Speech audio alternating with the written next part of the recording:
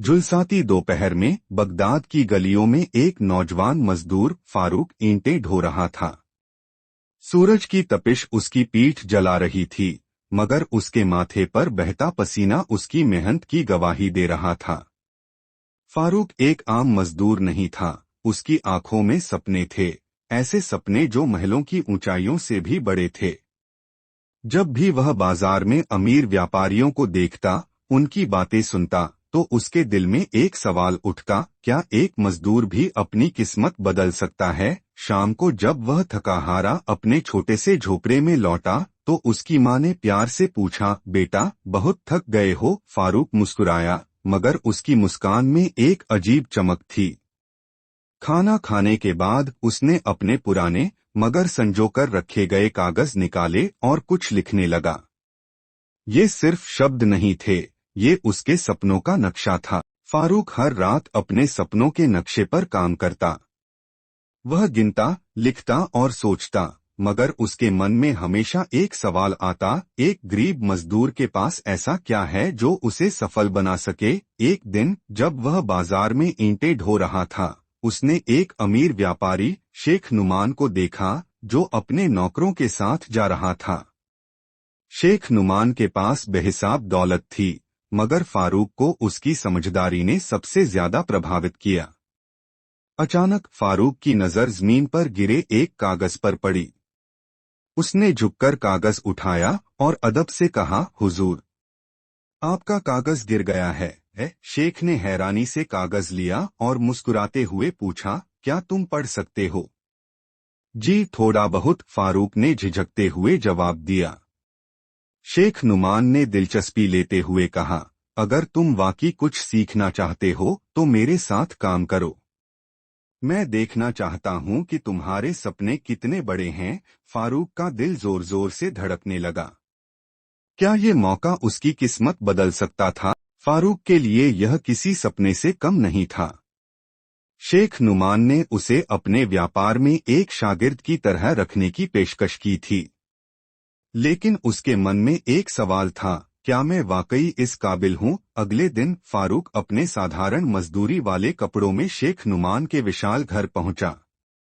वहां के दरबान ने उसे अजीब नजरों से देखा, मगर शेख नुमान ने मुस्कुराते हुए उसे अंदर बुला लिया।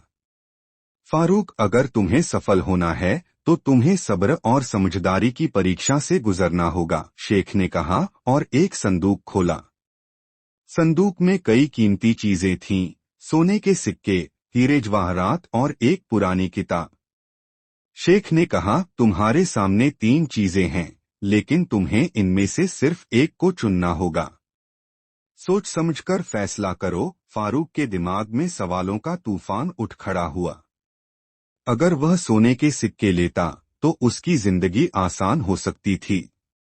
अगर वह हीरे जवाहरात चुनता तो वह अमीर बन सकता था। मगर फिर उसकी नजर उस पुरानी किताब पर पड़ी।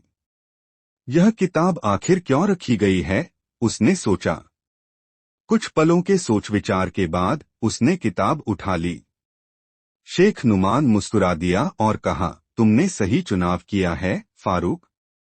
यही सफलता की पहली शर्त है, दौलत नहीं बल्कि इल्म ही सबसे बड़ा खजाना है। यह वो लम्हा था जब फारूक की किस्मत का पहिया घूमने लगा। फारूक ने जब वह पुरानी किताब खोली तो उसके पन्ने पीले पड़ चुके थे, मगर उन पर लिखे अल्फाज किसी अनमोल खजाने से कम नहीं थे। यह कोई साधारण किताब नहीं थी, बल्कि व्यापार और सफलता के रहस्यों से भरी हुई एक बेशकीमती दस्तावेज थी, जिसे शेख नुमान के दादा ने लिखा था। शेख ने मुस्कुराते हुए कहा, फारूक, अगर तुम इस किताब को अच्छे से समझ लो तो तुम भी एक कामयाब व्यापारी बन सकते हो। मगर याद रखना, सिर्फ पढ़ने से कुछ नहीं होगा, इस पर अमल भी करना होगा। फारूक ने मन ही मन ठान लिया कि वह इस किताब को ध्यान से पढ़ेगा और इसकी हर सीख पर अमल करेगा। अब वह दिन में मजदूरी करता और रात में इस किताब का अध्ययन करता। जब भी उसे कुछ समझ में नहीं आता, वह शेख नुमान से सवाल पूछता। धीरे धीरे उसे समझ में आने लगा कि व्यापार सिर्फ खरीदने और बेचने का नाम नहीं, बल्कि ईमानदारी, धैर्य और सूझबूझ का खेल है। एक दिन शेख नुमान ने उसे बुलाया और कहा, फारूक, अब वक्त आ गया है कि तुम अपनी पहली परीक्षा दो। मैं तुम्हें कुछ दिरहम चांदी के सिक्के देता हूँ। जाओ और बाजार से ऐसा सौदा करो जिससे फायदा हो। फारूक का दिल तेजी से धड़कने लगा। यह पहला मौका था जब उसे अपने सीखने की परीक्षा देनी थी। क्या वह इसमें सफल हो पाएगा? फारूक के हाथ में कुछ दिरहम थे और दिमाग में कई ख्याल। यह उसका पहला मौका था जब उसे अपने अक्ल और किताब में सीखी गई बातों का इस्तेमाल करना था। वह बाजार में घूमते हुए सोच रहा था, सिर्फ मुनाफा कमाना ही काफी नहीं, सौदा ऐसा होना चाहिए जिसमें समझदारी भी हो। चलते चलते उसकी नजर एक किसान पर पड़ी जो खजूर बेच रहा था, लेकिन उसके पास कोई ग्राहक नहीं था। किसान परेशान दिख रहा था। फारूक उसके पास गया और पूछा, बाबा, तुम्हारी खजूरें तो अच्छी लग रही हैं, फिर लोग इन्हें क्यों नहीं खरीद रहे? किसान ने दुखी होकर कहा, बेटा, ये खजूर बहुत अच्छी हैं, मगर बड़े व्यापारियों ने अपनी महंगी खजूर बाजार में रख दी हैं। लोग उन्हीं को खरीद रहे हैं और मैं घाटे में जा रहा हूँ। फारूक को एक उपाय सूझा। उसने किसान से कम कीमत में खजूरें खरीद लीं और बाजार के एक दूसरे हिस्से में जाकर बेचने लगा, जहां मजदूर और आम लोग ज्यादा आते थे। ताजा खजूर सही कीमत पर वह जोर से आवाज लगाने लगा। धीरे धीरे लोग जमा होने लगे और थोड़ी ही देर में उसकी सारी खजूरें बिक गईं। उसने जितने दिरहम लगाए थे उससे दोगुने कमा लिए। फारूक की आंखों में चमक आ गई। यह सिर्फ मुनाफा नहीं था, यह एक सीख थी। सही जगह और सही वक्त पर किया गया सौदा ही असली व्यापार है। जब वह शेख नुमान के पास लौटा और अपना अनुभव सुनाया तो शेख ने मुस्कुराकर कहा, फारूक, यह तो सिर्फ पहला कदम था, असली इम्तिहान अभी बाकी है। फारूक की आंखों में कामयाबी की चमक थी, लेकिन वह जानता था कि यह सिर्फ शुरुआत है। शेख नुमान उसकी मेहनत, ईमानदारी और समझदारी से प्रभावित हुए और उन्होंने उसे व्यापार के गहरे रहस्यों में पारंगत करना शुरू कर दिया। कुछ साल गुजर गए। अब फारूक सिर्फ एक मजदूर नहीं रहा, बल्कि एक होनहार व्यापारी बन चुका था। उसने छोटे छोटे सौदे किए, फिर धीरे धीरे अपना माल खरीदकर बेचना शुरू किया। एक दिन शेख नुमान ने उसे बुलाया और कहा, फारूक, अब वक्त आ गया है कि तुम अपनी राह खुद चुनो।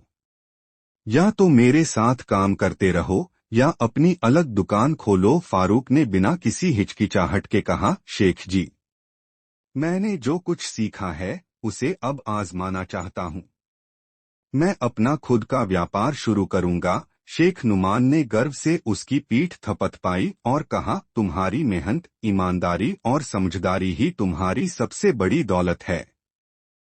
जाओ, अपनी तकदीर खुद लिखो। यह वो दिन था जब फारूक ने अपनी पहली छोटी सी दुकान खोली। वह दिन रात मेहनत करता, ईमानदारी से व्यापार करता और हर ग्राहक को सही माल देता। धीरे धीरे उसका कारोबार बढ़ता गया और कुछ ही सालों में वह एक सफल व्यापारी बन गया। कई साल बाद जब वह उसी बाजार में अपनी दुकान के सामने खड़ा था जहां कभी वह एक साधारण मजदूर था, उसकी आंखों में खुशी के आंसू थे।